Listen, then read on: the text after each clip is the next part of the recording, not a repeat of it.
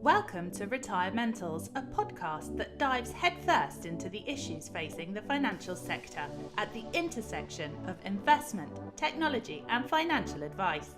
Hosted by Abraham Oksanya, you can expect raw honesty, critical analysis and energetic interviews. Here is your host, Abraham Oksanya.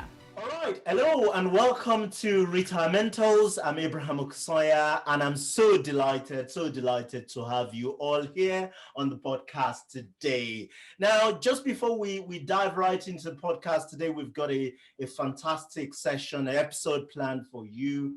Can I just say, if you're listening to the podcast, do me a huge favor. Leave us a review on is it called iTunes now or Apple Podcast? I don't even know anymore. Or wherever, whatever platform you listen, to the podcast on. Leave us a review on Apple Podcast. Let us know how we're doing, good or bad. By the way, give us a review. I am really excited about my guest today.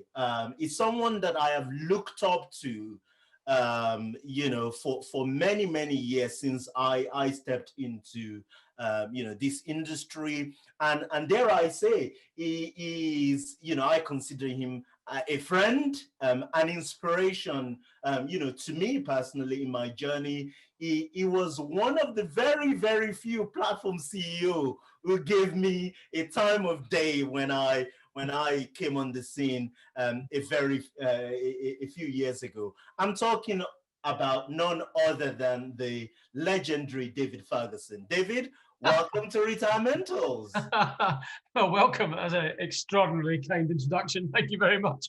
We'll see how people feel about that later on in an hour's time. No, I really mean that, David. It must be sort of probably about 10 years ago, when I set up my firm for Finalytic at the time. Yeah. And you were clearly one of the very few CEOs on Twitter, and you were probably the only one who listened to what I had to say. But look, just for the purpose of people who maybe have been living under the rock for the last 15 years or so, give us a bit of a background to the journey that led to the creation and the rise of Nucleus. Sure, okay. So I guess the roots of the company probably lie somewhat in my personal background and also in the background of Philip, who started the business with me. Yeah. We were both failed actuaries, I guess, is the truth of the matter.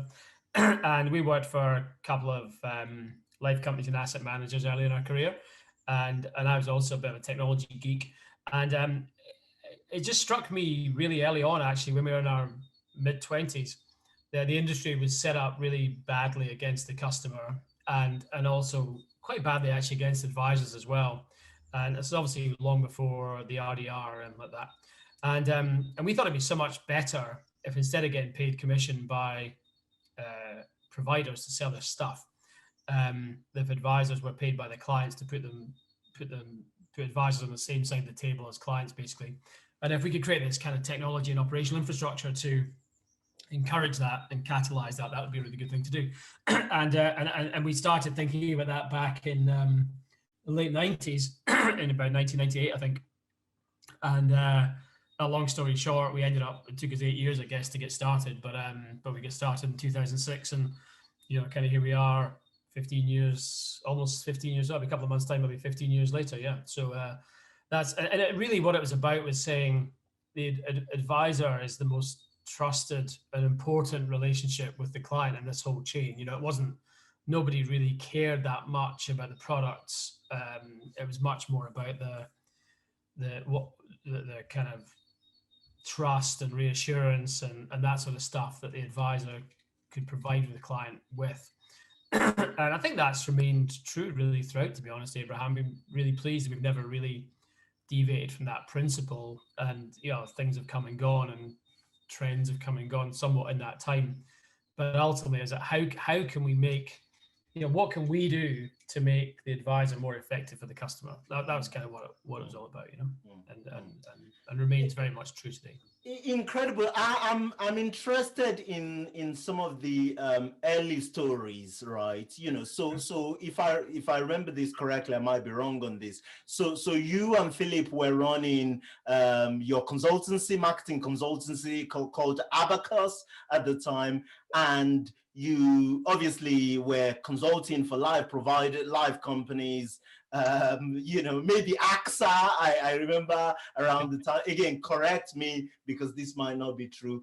And then you decided that you're going to set up a platform. A, I'm interested in the inspiration. B, I'm interested in how you got funding for this. Was it just a case of sort of knocking the door of, I don't believe that you had VC funding at the time, so was it a case of knocking the door of IFAs to see who will give you money, or how did you go about raising money for that? So the sequencing, that's broadly right, but the sequencing is slightly different in that we made a decision to try and start a platform business before the Abacus started. And the Abacus was actually essentially a lifestyle business that allowed us to kind of eat and stuff like that, while we were raising the money for what ended up being Nucleus.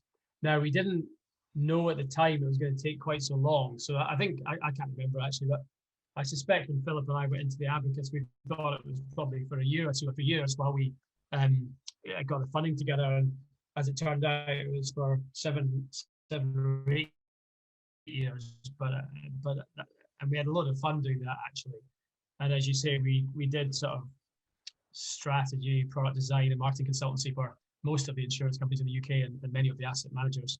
And we actually did some of the work that kicked off the profit review for the FSA at the time, which is great fun actually. So yeah, that was how the sequencing was, I suppose. On the how we raised the money, we were the only person we really knew who had any avenue toward funding or to introduce us to people was a guy called Peter LeBeau, who was I think he was the marketing director at Swiss Re. He's actually a lovely man who people listening to this might know. Absolutely wonderful individual, a very well connected individual. And he introduced us to a guy called Paul Bradshaw, who again will be known to many people and sadly died a few years back now. But he ended up becoming the founding chairman of Nucleus. But he was the guy who really opened the doors and helped us guide us towards what ended up being the funding we ended up with. And we looked at lots of different business models, actually. There were lots of versions of it. I always loved the spell. There was a wonderful time back in 2002, I think it was. Paul was sort of hanging out in an office on Bishopsgate in London. It was the office of Hawk Point. Lots of people came and went, actually, and lots of people who've done really interesting things in the industry hung about in there. And in a slightly romantic take on it, I always thought it was a bit like the Beat Poets, the financial services equivalent of that. And a load of interesting folk came and went because Paul was an amazing connector and huge brain, and I just knew how this is all going to play out. And a lot of people would have turned to Paul to be their guide or mentor or access to, provide access or introductions to funding. And so it came, and we worked on that for a number of years, never quite landing the right model. And then we almost got backed by AIG actually in 2004 or 5, and they walked away quite late in the deal. And Paul actually at that time was introduced. He got the job. He gone back to an executive job actually with Santander, or Abbey as it was at the time, I think. And I kind of stepped up into the sort of CEO box, I suppose, at the time of this not yet started business. And he introduced me to a guy called Angus Samuels, who at the time was looking after Sanlam's UK interests, and actually is now Nucleus chairman.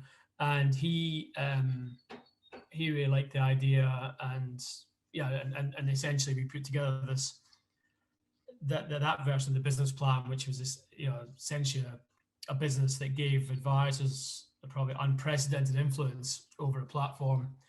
Sanlam had a minority of the equity at that time, and management were there to try and build the thing, So we got started. I met Angus in April 2005, and we got started in June 2006. Yeah. Wow. Incredible. Sorry again for my intrusion. Do you remember what the valuation was right out of the gates, and Well, how it much was money funny. you raised initially? It was essentially valued at nothing because we were going to set up a regulated business. We had to have regulatory capital and stuff from the beginning. And so we raised about 4.5 million. If I remember correctly, it was 1 million of equity and some preference shares. But it was about 4.5 million. We had a subsequent round in 2010. I think the thing that I'll probably remain proud of was that the total accumulated losses of Nucleus were 10.2 million. So we only ever burnt 10.2 million of capital. You know, that was always quite a good thing. And yeah, so that was the kind of whole. So and most of that money was, you know, I suppose the deal kind of was that Sanlam put up most of the money, the IFAs brought the clients and the assets. And I think it's really important to remember as well at that time, we kind of redefined the pricing in the sector somewhat. You know, we came in at a price point which was probably, I think we were, you know, 40% cheaper than Transact at the time or something like that. Yeah, and all the fund supermarkets were getting paid kickbacks by everybody left, right, and centre. So, you know, we came in with something which was materially cheaper, if you like, than the rest of the market. And I remember listening to lots of people, you know, complaining about IFAs having shares and all. You still see it to this day sometimes, incredibly. But you know, there's this whole thing about conflict of interest, and nobody ever argued whether there was a conflict of interest or not. It was whether it could be managed or not. Right. And we were very relaxed about that. And even when you talk about vertically integrated businesses today, which I guess we may come on to in this discussion, yeah, Nucleus was vertically integrated because the IFAs owned more than half of it. And you know, the fact that it had been done for the customer's good seemed to have escaped most of the people who were arguing about it. Yeah, we thought it was a kind of interesting at the time, a sort of crowdfunding thing, I suppose, almost. Although that language possibly wasn't used in those days. So yeah, that was how we got started, I think. Yeah, as I recall. So you pioneered essentially, this idea of sort of IFA ownership of the platform. Well, I think if I remember correctly, there were some IFAs who had shares in Transact from the beginning or near the beginning. And I think that was also replicated in Eccentric. But I think we were the first one that sort of gave them a proper seat at the table, you know, and had it as a part of our governance structure rather than just, you know, most other people that did it had sort of free shares they gave away. And what's often overlooked actually in Nucleus is the IFAs didn't buy the shares at a discount to the price anyone else bought them for. Right, they paid full price. Real money, it was proper cash. And they didn't get any preferential terms at all. And that's often been lost to the mists of time. Okay, cool stuff. So no. I just think that it's easy to look at Nucleus today, you know, a very successful company, and to forget what those early days was like. So I wanted to go back into it. But let's it's worth really quickly saying, and I always say this because quite a number of the people that were the first 20 people into Nucleus or whatever are still with us.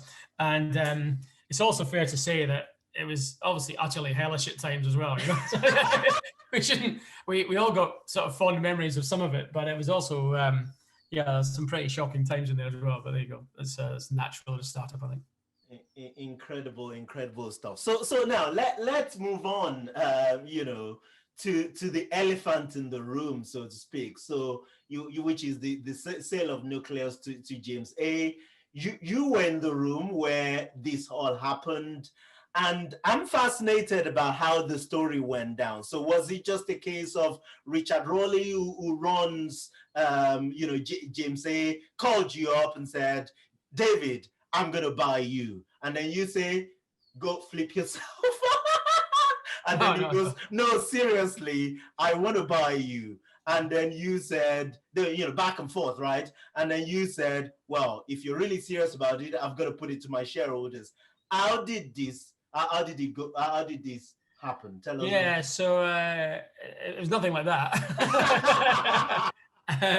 First of all, I guess what happened is I mentioned Sanlam earlier actually as the founding shareholder in Nucleus, and and a really great shareholder for the business as well. Actually, the company simply wouldn't exist if it wasn't for them. And we went through a spell particularly in late 2008, I always remember, where the world had kind of gone bust, and Sanlam invested another £2 or £3 million in us at that time to allow us to continue. So in essence, what happened, Nucleus has been a listed company for the last 3 years almost. It has a majority shareholder, despite being a listed company, if you like, which was Sanlam, who have had 52% roughly of the business since then. They made the decision to exit that at a point. I don't know when that was. That's their decision, and I'd imagine in the last 12 months or sometime like that. And in disposing of 52%, they decided to sell it to a single party rather than sell it into the market, which was their right. And that led them to, I guess, trigger a process to seek a buyer for that stake. And then, as was reported in the media late part last year, there were two bidders came forward initially, and then others entered the process for a little while.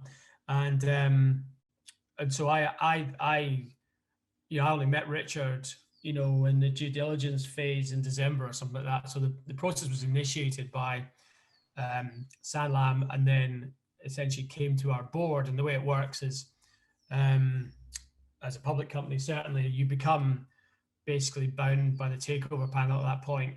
And the process goes from being something initiated by a shareholder to something which is then, if you're owned by the board, if you like, And there's a whole long story about the complexities of that, which is, I would imagine, not terribly interesting for anyone on this call, on this podcast rather. But ultimately we got to a point where in January, Epirus / James Hay were the remaining bidder, and obviously we now been working with them for the last 3.5 months. So 3 months, something like that,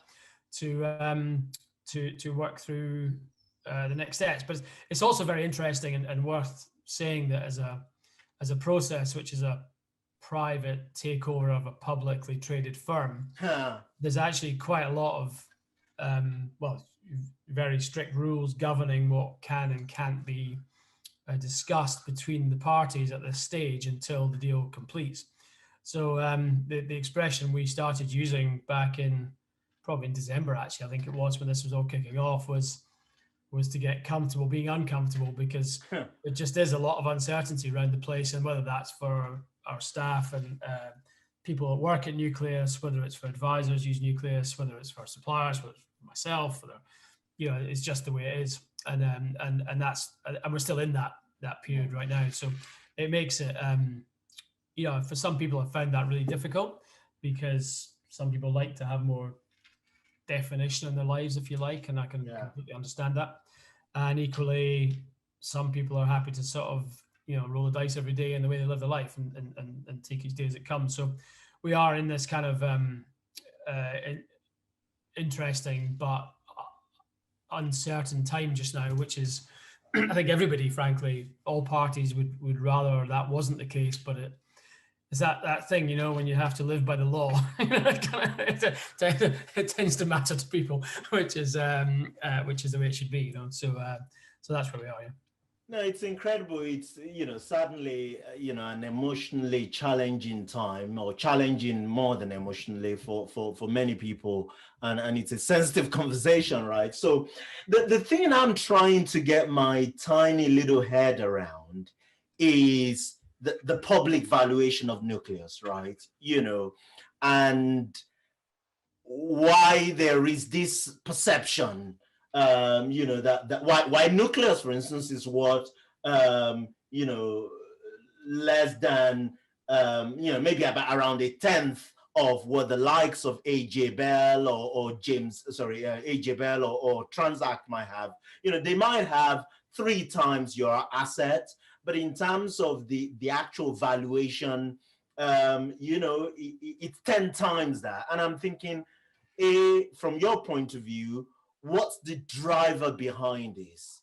And my I guess my worry or lines of question is actually, if when I think about what you've accomplished with Nucleus, essentially, let's just say, I know that's not how it happened, but you bond, 10 million cash bond, the company listed publicly, now the offers around 145 million. So that's like 14 times the investment. Sanlam would have invested, let's say, I don't know, but let's say 5 million of the half of that amount. And now they're getting 14 times the value of their investment, something like that. And yet there is this kind of perception that, maybe Nucleus hasn't lived to its valuation from a value investor's point of view expectation. And I'm thinking, where is this coming from? Is it just that the likes of AJ Bell and Transact, and indeed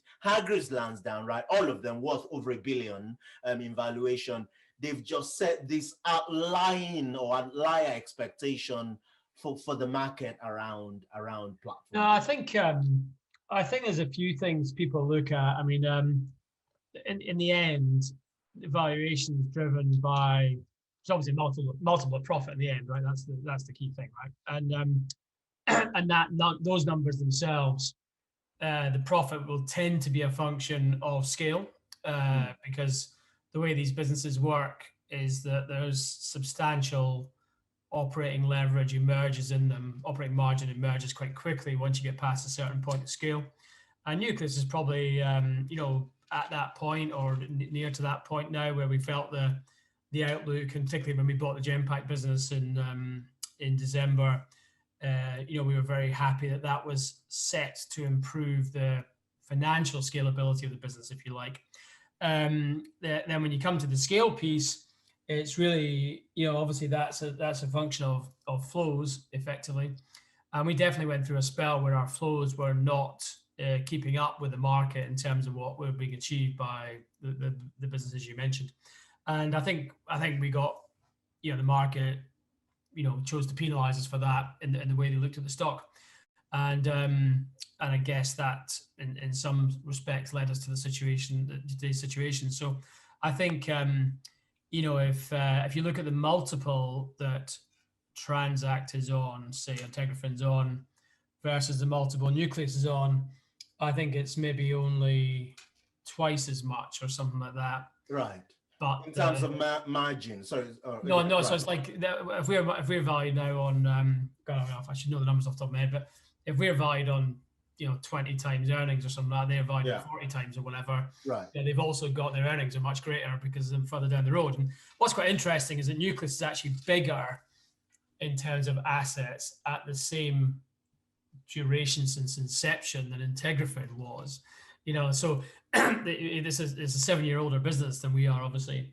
And AJ Bell is many years older than us.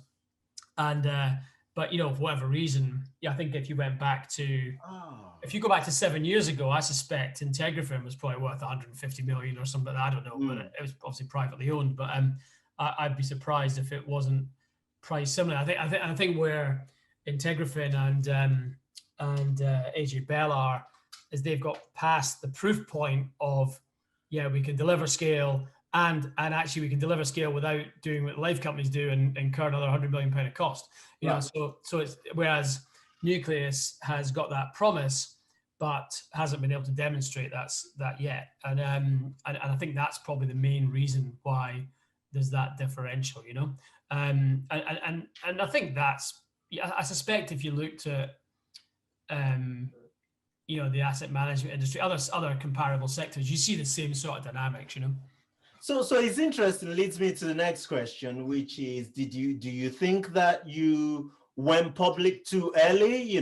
I think it's an interesting question. I mean, we had an obligation to consider that exit as part of our shareholder agreement, so we didn't actually have a huge amount of choice. We actually went at the later end, if I remember correctly, of the date range that was in our shareholder agreement, and we had an obligation to explore an exit at that point because a lot of people had backed us for 12 years at that point, capital tied up in the business and all that sort of thing. So I think we, if I live back 2018 and 19, we got a bit lucky. We listed right at the top of the market. I can't remember, I think it was the Brexit concerns or something bit in the midpoint of 2018. And that led to flows slipping back. And everyone says when you list a business, the only thing to really make sure you do is hit your numbers. And bluntly, we didn't. And you get penalized for that. And it takes you a good year or two, I think, to rebuild that confidence from investors. And, as it's turned out, we didn't have the luxury of time on that. I think it's as simple as that. And as you know, from the public data we released recently, we just had our best ever quarter. But and obviously we're in a bid situation now, so you don't know how that's going to be reflected in the price. But I suspect if we'd had 6 quarters like that or 4 quarters like that, then maybe the world would have been different. But equally, we now get the opportunity to try and achieve that scale and that operating leverage and that valuation in a different structure with the James Hay group, or James Holdings, sorry, and hopefully see through the journey in a non-organic way that we set out to try and do 3 years ago or 15 years ago, depending on where you date it from.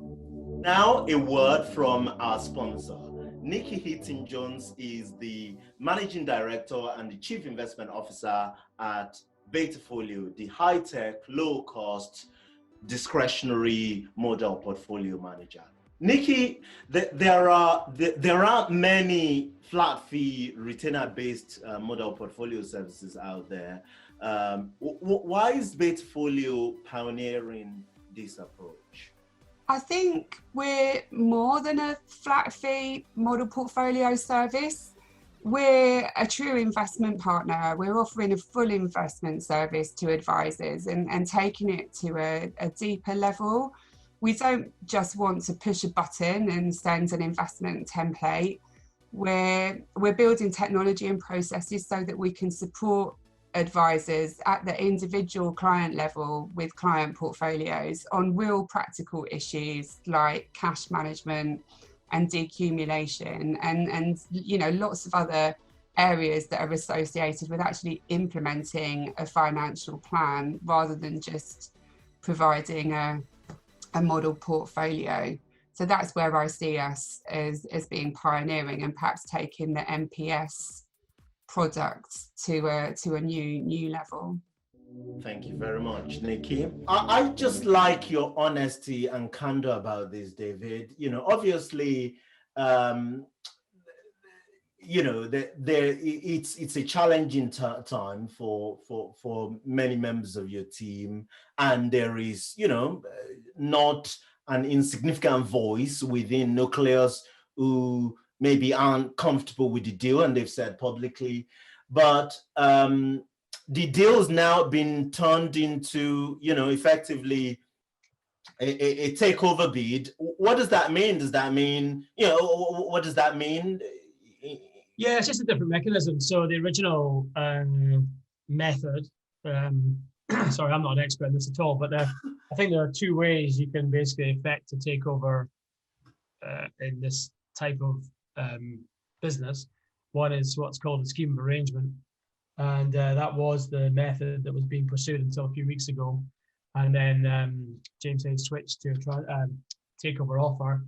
And I think ostensibly, they're just different mechanisms to achieve the same thing. Ultimately, they've got slightly different thresholds for success, if you like, and the way the process runs. But ultimately, they both have the same end goal, if you like. And we're now in an offer period, or still the whole thing is called an offer period, so the language is very complex. And we're now in a process where the takeover offer was launched, I think, was it last Tuesday or something like that. And there's a whole bunch of dates that are relevant in that whole process, which shareholders have been invited to take up that offer, and that's where we are. And I would expect that to proceed as frankly the scheme of arrangement might have proceeded. And you made a point about some people in Nucleus being in opposition to this, I think that's evidentially true. And I don't think, I think in probably any M&A situation, there's people who have concerns, or I mean, the very structure that exists, frankly, of that sort of representative body is in the takeover panel rules, so it's there as a sort of statutory instrument, if you like, to allow people to have their say. And that's, I think it's right that people do have their say. I mean, why wouldn't you have that? You'd want that. And Nucleus has had a way of being for 15 years where people are encouraged to speak up and join in and have, try and make things in the business improve or whatever. So, that's frankly, if people really care about the business, I think that's ultimately a positive thing. So you've had your best quarter yet. You've had your best quarter so far in Q1 of 2001. I'm keen on your thoughts on what do you think is driving this, and B, are you kind of seeing this as some sort of endorsement of the new direction from IFAs? Possibly. I think we'd begun to build really nice momentum back end of 2019 into 2020, right? So Q1 was going very well for us last year before the pandemic bit, obviously, and everything kind of slowed down. We then had like everybody, a pretty rough, I don't know, say 6 months probably through the spring and summer last year. And then things picked up really strongly from really September, October, November, December, right through Q1. So I think what we've seen is a continuation of a positive trend that started for us in Q4 2019. And I'd say that was probably something that reversed the negative period of flows we had just post-listing, where we probably had, I don't know, 3 or 4 quarters where we kind of disappointed a bit. And that meant that, had it not been for the pandemic, I suspect that momentum that was building in Q1 last year would have continued through last year. So I think it's more we've been getting things right on the product, on service, and on pricing rather than anything else. I think everyone's had a pretty good Q1 because there's been quite a lot of capital accumulating in people's bank accounts, to be honest, which is money that some people haven't been spending through the last 12 months. But yeah, certainly it was nice to get a really strong quarter in Q1. And, like all things in life, it's nice to have your best ever anything, really, isn't it? So whenever and however it occurs. So that was really cool, actually. Yeah. So let's move on to sort of a more wider industry trend. Clearly we've seen sort of, let's call it a flood of private equity money into the platform space. There's the EPRIs. I'm not actually sure how to pronounce them. Is it EPRI? I don't know. I think it's Epirus. Epirus, all right, Epirus, and Anacap, and a few others in the sector. I wonder what your thoughts on this are. Is this good or bad? And more importantly, from an IFA's point of view, is this a more reliable sort of long-term ownership compared to, say, the traditional, live co or even public market? I think it sort of remains to be seen. I don't think it's as easy as saying one model is right or wrong or better or worse. I think what's really good is that certainly in this space, and certainly in beginning to get to know the Epirus people and the James Hay people, there's a really clear understanding, and this is kind of what you see with Integrafen as well and AJ Bell. Nobody is likely to be very successful in this space if they run a low quality product or low quality service, right? I don't think there's an opportunity to make a lot of money doing a bad thing. I don't think that exists, right? You've seen people, there's been lots of money plowed into the platform sector over the last 10 or 15 years that's done really crap work and delivered really poor products, and shareholders have lost out, you know? So I think if, whether it's private equity or public markets, whatever, if it's well understood that to be successful in this space, you've got to be pretty good at what you do and have good service and all that, I think that's a great thing, and is a really positive change from maybe some of the lazier capital that's been in the sector in previous years, which, you know, may have come from product providers or whatever, where they, you know, they didn't really know what they were into, they didn't understand the technology, all that sort of stuff. So if private equity helps sharpen up the sort of quality of management, the quality of products we see in the market, the quality of technology, implementations, all that sort of stuff, then, you know, frankly, I think that's a really, really positive thing. I think it's more, you know, I think, and again, similarly, frankly, in public markets, you've got a business like Integrafin and AJ Bell, which are, you know, great businesses in their own way, being successful in the public market. So I don't think you can draw an obvious conclusion about what's the best capitals or best type of capital to run a platform business. But I think you can probably say the worst capital is probably soft capital. It doesn't really know what it's doing. And we've seen quite a lot of that in the previous decade or so. And so rather than be a cheerleader for public markets or for private equity, I'd probably look at the other way and say that the more dangerous road is where the capital doesn't really know what it's doing and doesn't have anyone to hold to account effectively on it. And I think that's where we've been, to be honest. And I don't think we're in that space now. There seems to be, there's maybe some of it still around, but most people now, I think, would accept that you've got to be delivering something pretty good to be successful here. And that's a good thing, right? I mean, you know, a lot of financial services companies, and some still today, get away with making a lot of money not being very good. You know, we'll maybe go into regional asset management later, but, you know, there's a sort of, you know, in most industries, successful companies do something good for some customers, right? You know, that's pretty well trailed path in most industries, and unfortunately hasn't always been true here. So yeah, I'm sort of rambling now, sorry, but I don't think that the type of capital is the single most important driver of success. So I like what you say about the way I'm interpreting it. It's about this intentional capital versus kind of, did you call it lazy capital? I forgot the time that you, yeah.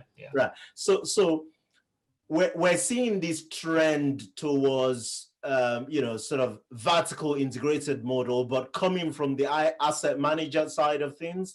So you see the likes of Schroders, M&G, and indeed, you know, Vanguard, wanting to own more and more of the value chain. So they, you know, all of those in these examples are asset managers that have created a platform or bought a platform, and then, you know, bought or building, they're now buying or building out their advice channel. What's your thoughts on this? Yeah, but I think the theory is entirely sound, right? You know, it should be possible to use the economies of scale and the integration of those business units to deliver something better. You know, I mentioned earlier, I think that Nucleus was effectively a partially vertically integrated model right from the very beginning, that we managed to cut the cost to customers by having advisors as shareholders. And you know, what we've just done with our model portfolio service, again, using the insights we've got, we've been able to launch something which is lower cost, and not in every model portfolio service in the market, I appreciate that, but more than many. And I think what I find really distasteful is these models where we integrate the whole thing solely to keep selling junk to people that nobody else wants to buy. You know, and that's what I get really uncomfortable with. And, you know, it feels to me that the overall price, the chain, I always think if you look at the presentations that some of these firms give to analysts, and then look at the brochure they put in front of their customers, they're entirely different things, right? And I have a real problem with that. I think if you believe in what you're doing, tell the truth, you know, but if you've got a total cost in the whole chain of 200, 250, 300 basis points, my sense is there are very, very few retail customers that need to be paying that much money, right, for this stuff. And I think for as long as people are paying that, there should be question marks over those business models, and I find them distasteful, because I don't think it can possibly be consistent with good value for money. It's interesting. One of the sort of blessings, I say, of my career is that whilst other people were reading brochures, the consumer brochures of platforms and providers, I was reading their financial statement and analysis, and you always find it incredible sort of I do, I'll go as far as saying conflict, maybe coherence in some cases between what they're telling consumers and indeed what they're saying to shareholders and investors. And I've always found that, fascinating. Another trend that we're seeing in the platform sector, perhaps, at a much earlier stage of, this idea that mid-sized firms can run their own platform in some shape or form, so they can buy the technology, maybe get the regulatory permission or some regulatory permission, and have control over, a degree of control over the cost and the level of service to consumers or to their clients. What's your take on this? Yeah, I think it's very interesting. It's actually kind of where Nucleus started. 7 firms. I should have mentioned at the top of this. I mean, we got approached by firms. Some of the first firms that joined Nucleus, and people approached us to build a platform for them. It wasn't like we went out and found them all. And I think it's a very interesting development. I think the only challenge I've got is, I think if you're kind of clipping the ticket, as it were, I think you've got to be doing something for that. I don't think it works if you're just passing something through and taking 10 basis points out of it. I find that pretty tricky. But I think if you've got an advice firm, and then whether people are using, Pershing or Seckle or Hubwise or whatever, all these models can work. I'm not sure that every advisor firm that is doing it fully understands what the consequences might be for their regulatory capital, for their regulatory responsibilities. What happens, how seriously are they dealing with their requirements around material outsourcers, all that sort of stuff. What are they going to do if one of these businesses withdraws from the market or goes bust or whatever? Have they really got the oversight of what's going on every day on client money and all that sort of stuff? So I think it's, if I don't know, pick a random name. If Brew and Dolphin can run their own platform, I don't see why a much smaller financial planning business can't do it. In terms of from a legitimacy point of view. But I think, just as I'm sure Brew and Dolphin take it very seriously from a regulatory and oversight and whoever they use for their tech and everything, I'd expect an advisor firm to do likewise.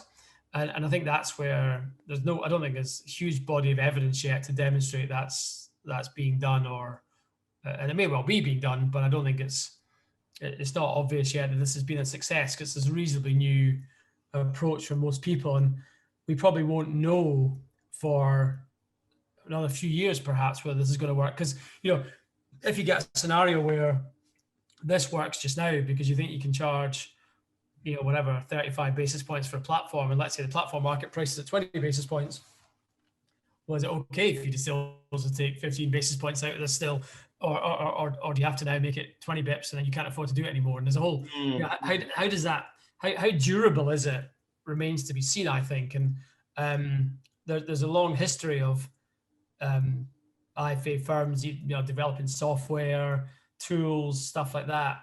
And in most instances, they've kind of hit a point where it doesn't scale, or they can't maintain it, or the cost of maintenance goes through the roof, and all that kind of stuff, right?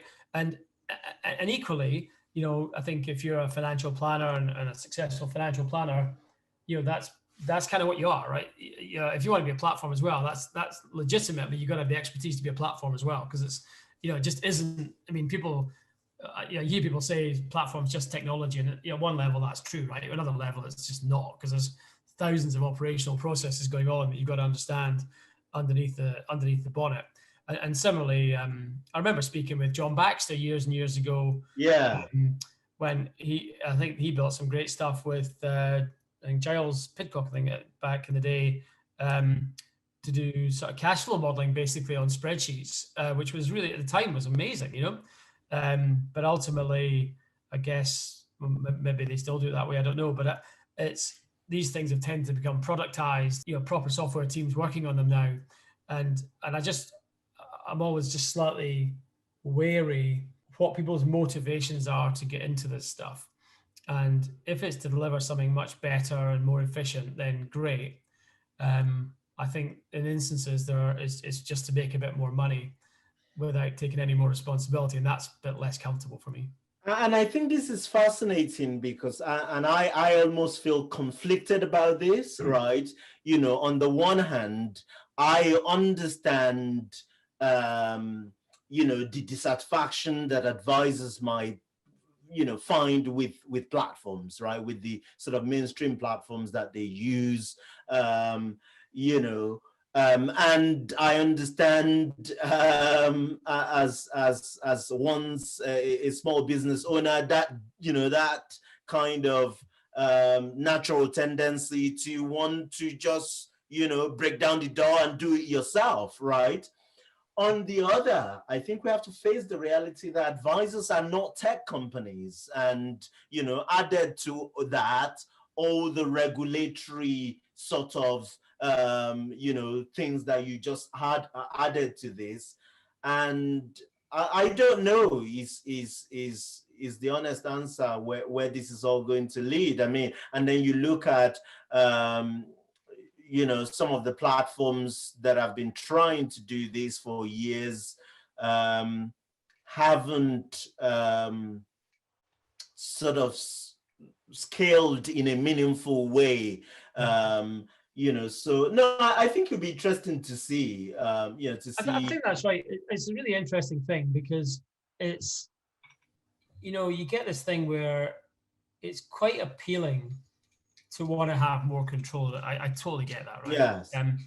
But, you know, like I know in our own business, you know, if we add a new transaction type onto Nucleus, right, for some tax wrapper or some, you know, the consequences of that can be quite profound, right? Because it runs right through the client reporting and right through the entire registry. It runs to our CAS resolution pack. It runs right through, you know, everything we do, you know, and the idea that you can just sort of just do that in an afternoon is just nuts, to be honest. It's just nuts and it's irresponsible.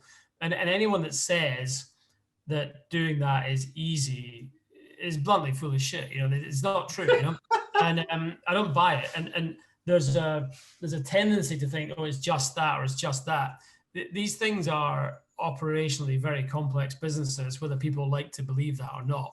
And, you know, there's a guy that runs our client money stuff, for example, at Nucleus, Scott McDonald. And if you want to come and spend a day in his life, no, he's a great guy. He's a very smart guy, and he's top quality individual. But if you want to know, you know, he sits in, him or someone in his team sits in all our change programs and roadmap stuff, because it might be a kind of CAS consequence. And you have the same issue on cybersecurity or on, you know, any other lens you want to put on it. But some notion that 5 people can get together and do this at scale is just, I think it's crazy and dangerous, actually. Because I remember listening to Angus MacDonald, I think it's the Hubwise guy, isn't he? And he said at one point they'll never employ more than 10 people or something. And it's like, well, I think it's already untrue, but you know, it just doesn't work like that, you know. And you know yourself, building your own business, I've always believed there's a substantially different challenge in building a product than there is to building a business. Yes. Substantially different, right? And so it might work when the first 10 of you get together and build it. And what happens if 3 of them leave, right? What happens then?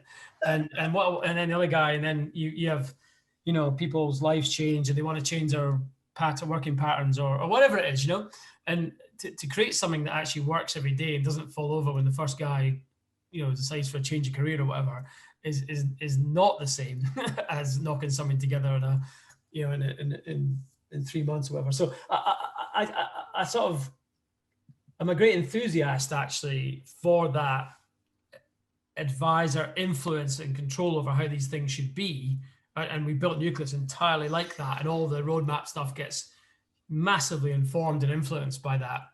But equally, sometimes we have to say, like, some of our budget is going on this now because we need to invest in the, you know, the scalability of this bit, or the, you know, whatever, security, whatever it is. Look, this is a podcast about retirement, right? So I think you know, tell us, you know, what does David Ferguson retirement plan and portfolio look like? Give us an insight to that. Yeah, okay. So so as it happens, this will date this, but this is our son's 6th birthday today, as it happens. Congrats! Happy birthday to him.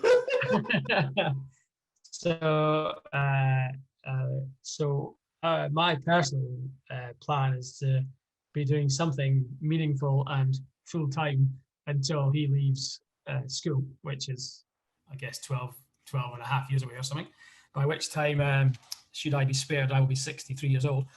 And I'm not sure I really believe in the concept of retirement entirely, to be honest. I appreciate it's the name of your podcast, but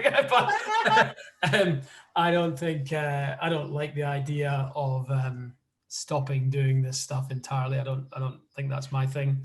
I don't have any particularly major hobbies or things I want to do outside of this. So I would think if I get past the next 12 years doing this sort of thing, and maybe I'll spend the however many years I have after that doing other interesting stuff with interesting people. No doubt, no doubt. And you know, you obviously have a very large seed pot. Tell me what. A very large pension pot, I'm saying. But tell me what's in it.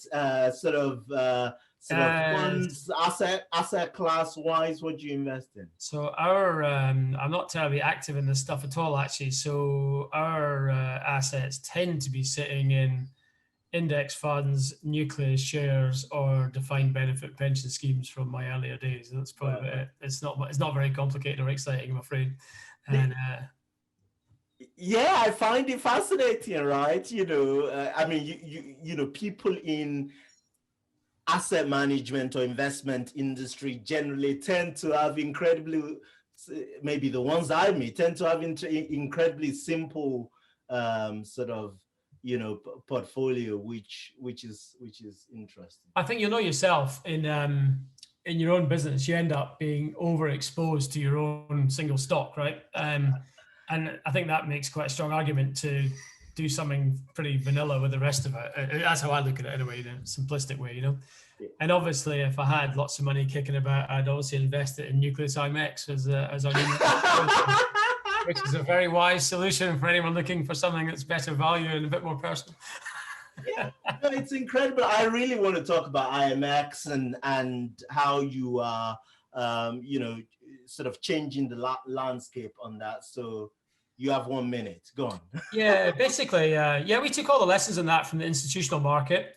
And, you know, we've always thought retail asset management's kind of oversupplied, overpriced, and underdelivers. And, you know, why don't we bring the lessons from the institutional market into retail, where basically you've got more informed buyers is the biggest single difference in the market, right? So we figured we could take a load of cost out and deliver something more personal by focusing on the outcomes people are trying to generate rather than on just trying to, you know, match a volatility band or something.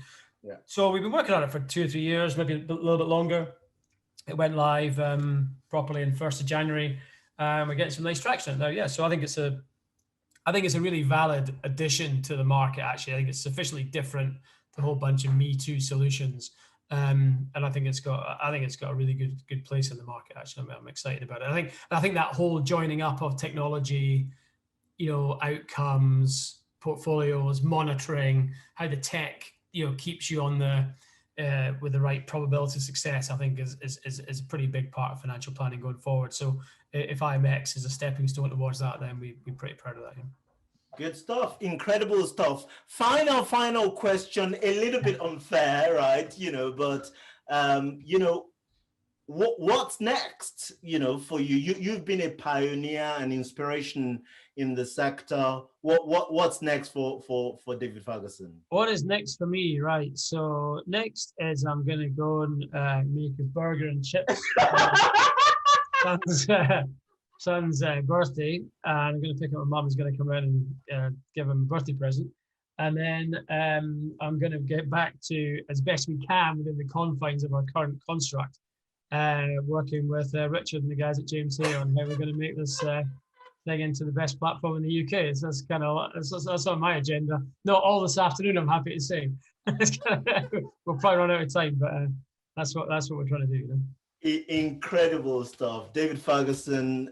Thank you for your time today. Thank you for the incredible work that you've done in the industry and that you continue to do. I am personally grateful to you.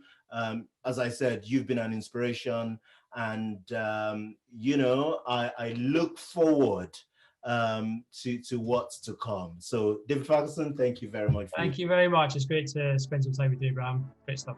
Keep up the good work.